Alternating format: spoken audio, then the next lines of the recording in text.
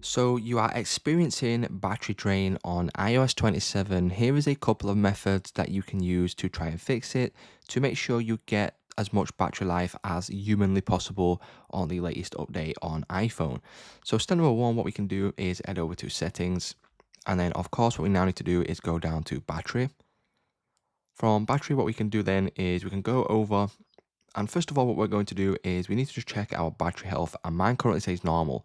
So as you can see here, I have got a maximum capacity of 91%, and this should still hold battery for a good amount of time. So if it is on a normal battery health and your maximum capacity is still in the 90s, that is a very good sign that your battery is still very much very good.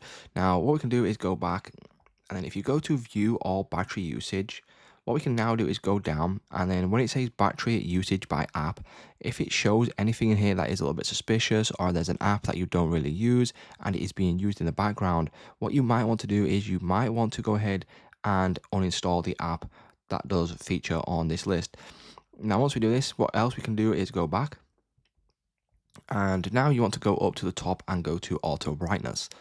So once we click on this, as you can see, there is lots of different settings which will cause issues with your battery drain sometimes on your iPhone. Now, as you can see, is reduced transparency, there's increased contrast, and if you increase contrast and use some of the options on here and some of the settings, what will happen is it will drain your battery much faster than if you turn these off. So what I would recommend for now is, if you are experiencing battery drain, is to disable every single one of these settings on here.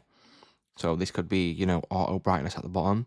Go ahead and disable this, for example, because if it is on auto brightness and you go into somewhere dark or a dark room, your brightness will then be ramped up to the maximum, which will then cause your battery drain to go down much faster than it would do if it was off.